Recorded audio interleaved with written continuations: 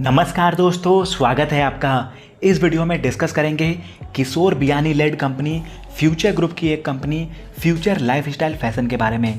किशोर बियानी की 4 कंपनियां इंसॉल्वेंट हो चुकी हैं, यानी कि दिवालिया हो चुकी हैं, जिसमें फ्यूचर रिटेल, फ्यूचर एंटरप्राइजेस, तीसरी कंपनी है फ्यूचर लाइफस्टाइल फैशन और चौथी कंपनी है फ्यूचर सप्लाई चेन। और इसके बाद फ्यूचर कंज्यूमर का भी नंबर लग सकता है क्योंकि कंपनी बराबर डिफ़ॉल्ट कर रही है।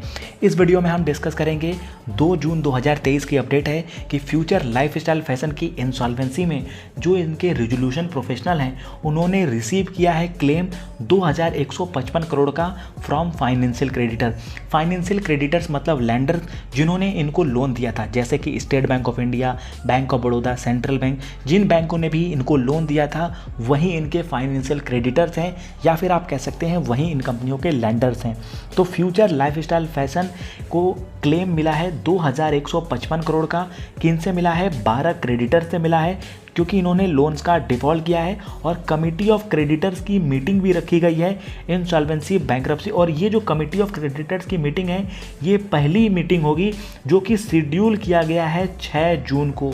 जी हाँ, 6 जून 2023 को फ्यूचर लाइफस्टाइल फैशन की पहली कमिटी ऑफ क्रेडिटर्स की मीटिंग है। और इस मीटिंग को लीड कौन करेगा? इस मीटिंग को लीड करने वाला है स्टेट बैंक ऑफ इंडिया। अब देखिए, फ्यूचर लाइफस्टाइल फैशन वही कंपनी है जिसके पास इन हाउस रिटेल चैन है, सेंट्रल और ब्रांड फैक्ट्री के एक्सक्लूसिव ब्रांड आउटलेट है, मल्टी ब्रांड आउटलेट। अगर इनके ब्रांड की बात करें तो Lee Cooper, Champion, Indigo Nation, John Miller जैसे बड़े बड़े नाम इनके साथ जुड़े हुए हैं, बड़े बड़े नाम शामिल हैं, इनके खुद के ब्रांड हैं। यहाँ पे आप देख सकते हैं सेंट्रल और ब्रांड फैक्ट्री के आउटलेट्स हैं कंपनी के पास। 2 जून 2023 की यहाँ पर अपडेट आई है कि फ्यूचर लाइफस्टाइल फैशन ने रिसीव किया है टोटल 2155 करोड़ का क्लेम 12 फाइनेंशियल क्रेडिटर से कॉर्पोरेट इंसॉल्वेंसी रेजोल्यूशन प्रोसेस में। ये इनिशिएट किया है फ्यूचर ग्रुप की कंपनी में। यहाँ पर जो रेजोल्यूशन प्रोफेशनल्स हैं कंपनी के, उन्होंने एडमिट किया है 2117 करोड़ का क्लेम, बाकी 38.5 करोड़ का अंडर वेरिफिकेशन रखा है। जी हाँ, यानी कि 2155 करोड़ में से यहाँ पर आप देख सकते हैं 2117 करोड़ का तो इन्होंने एडमिट कर लिया है और जो 38 करोड़ का क्लेम है उसको अंडर वेरिफिकेशन रखा है। Latest data future supply chain ने जो एक्सचेंजेस को यानी कि एनएससी और बीएससी को इन्होंने अपडेट दे के जो सूचना दी है वो अपडेट है।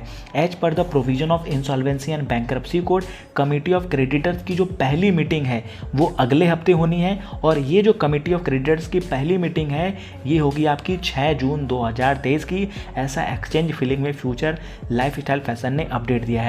इसके साथ साथ 4 मई को मुंबई में नेशनल कंपनी लॉ ट्रिब्यूनल ने डायरेक्टली इनिशिएट किया है CIRP corporate insolvency resolution process against future Lifestyle fashion, और ये admit the petition bank of India. तो बैंक ऑफ इंडिया के पिटीशन के ऊपर इसको एडमिट किया गया है। अब यहाँ पे आप देख सकते हैं ये तीसरी कंपनी है किशोर बियानी लेड फ्यूचर ग्रुप की जो कि कॉर्पोरेट इंसॉल्वेंसी में गई है, जो लोन को चुका नहीं पाई है और ये प्रोसेस हुआ है। यहाँ पे देख सकते हैं it's flagship firm future retail limited and logistic and infra arm future enterprises already facing insolvency proceeding. तो फ्यूचर रिटेल और फ्यूचर एंटरप्राइजेज ऑलरेडी फेस कर रही है। ये तीसरी कंपनी है फ्यूचर लाइफस्टाइल फैशन जो कि इंसॉल्वेंसी कॉर्पोरेट इंसॉल्वेंसी प्रोसेस में फेस कर रही है। साथ साथ फ्यूचर सप्लाई चेन की भी वही सिचुएशन है। तो यहाँ आप देख सकते हैं Future Lifestyle Fashion was considering asset monetisation to pare its डेप्ट, however it did not materialize. It had entered into one-time restructure plan with lenders also.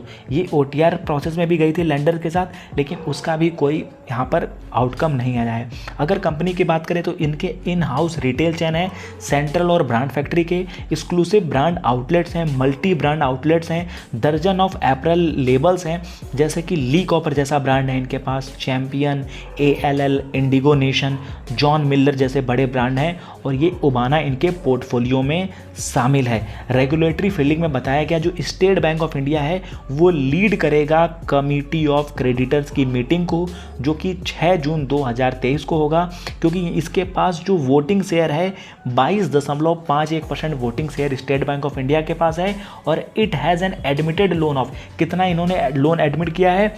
476.59 crore रुपया स्टेट बैंक ऑफ इंडिया ने इनको दिया था। और it is follows by Cent Bank Financial Services जो कि debentures trustee हैं, जिनके पास 21.01% वोटिंग शेयर हैं और जिन्होंने एडमिट किया है 444.76 करोड़।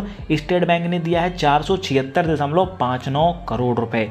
इसके साथ साथ तीसरा जो पेटिशनर बैंक है वो है बैंक ऑफ इंडिया, जिसके पास जो वोटिंग शेयर है 19.71% है, जिन्होंने क्लेम दो दायर किया है 417 करोड़ का क्लेम दायर किया है। और इसके बाद नाम सामने आता है बैंक ऑफ बड़ौदा का, जिन्होंने 14.02% वोटिंग शेयर है, जिन्होंने एडमिट किया है। और बाकी सबका अगर देख लिया जाए तो यहाँ पर ये क्लेम है।